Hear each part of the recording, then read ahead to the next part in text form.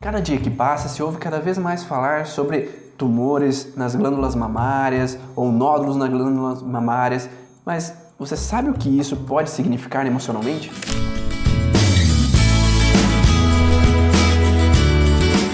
Meu nome é Ivan Bonaldo, sou idealizador do Congresso Internacional das Leis Biológicas e hoje eu vou falar para vocês sobre um pouquinho sobre a relação da terceira lei biológica na relação do mesoderma antigo. Na embriologia clássica, o mesoderma surge logo após o endoderma e o ectoderma, e ele surge no meio desses dois tecidos. Mas, perante o Dr. Hammer, ele acabou dividindo o mesoderma em dois processos, o mesoderma antigo e o mesoderma novo. O mesoderma antigo ele tem relação com as regiões de proteção do nosso corpo. São elas a derme, que fica logo abaixo da epiderme, a pleura, o pericárdio, o peritônio e a glândula mamária. Hoje eu vou falar um pouquinho mais especificamente sobre a glândula mamária, mas todos esses tecidos eles entram numa mesma relação específica nas situações de estresse. Então vocês podem ter a base sobre a glândula mamária, mas relacionar a esses outros tecidos também.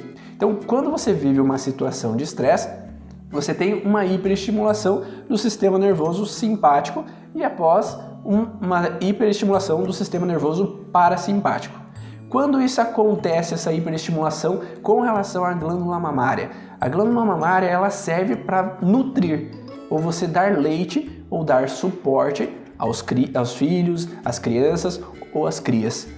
Quando uma mulher pode ver essa sensação como uma frustração, é exatamente quando acontece o oposto. Quando ela não se sente capaz de dar suporte ou dar nutrição ou proteger aos seus próximos.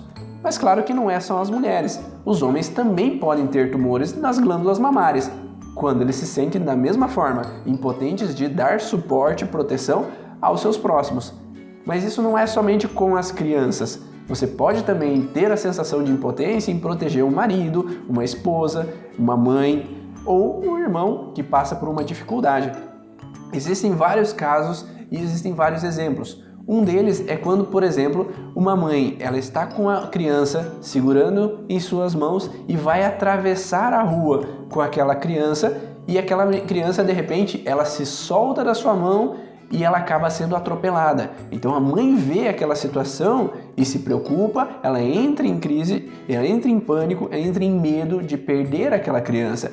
E essa criança é levada para o hospital. Então toda aquela fase que aquela criança está no hospital, a mãe está se sentindo de uma forma, num contexto de impotência em poder nutrir aquela criança e fazer com que aquela criança se recupere e melhore daquela situação de frustração, aquela situação de perigo.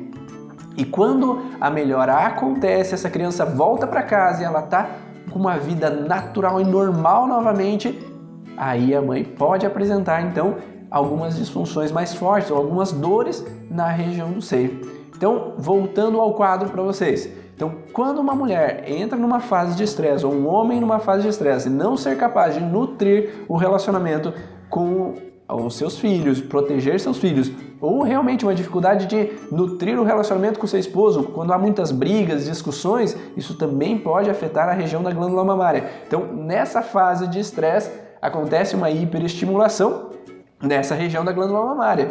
O que isso vai provocar? Uma proliferação celular. Então vão aumentar o número de tecido nessa glândula mamária. E aí vão começar a aparentar alguns nódulos ou algum tecido em excesso. Nessa fase geralmente não se tem dor, porque é uma fase simplesmente de proliferação. Mas quando a pessoa sai do estresse, então ela viu que a criança melhorou, ou as brigas no relacionamento pararam, ou houve uma separação, que pararam de acontecer aqueles desentendimentos, a pessoa entra na fase de resolução e nessa fase de resolução que começam a acontecer as dores, porque acontece uma inflamação daquele tecido da glândula mamária. E é nesse momento que então o nódulo vai começar a ser necrosado.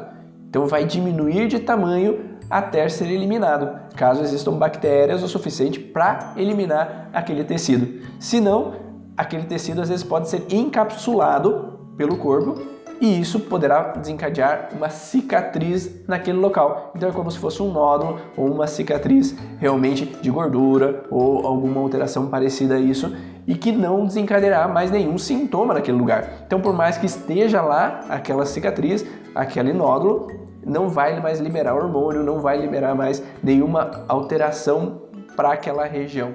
Então, essa é a relação do mesoderma antigo, fase de estresse, proliferação celular, da fase de resolução do conflito, há então uma necrose do tecido para que daí ele volte à normalidade. Então, você conseguiu entender essa relação? Da mesma forma que o endoderma, o tecido do mesoderma antigo ocorre uma proliferação celular na fase de estresse e uma necrose na fase de resolução. E quando essa necrose não é eficaz o suficiente por N motivos, acontece um permanecimento do cisto naquele lugar.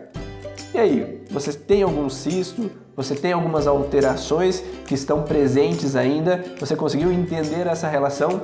Então aproveite, compartilhe com o máximo de pessoas possíveis para nos ajudar a aumentar essa grande comunidade que possa entender cada vez mais a relação da nossa saúde com o nosso corpo. E até o vídeo da próxima terça.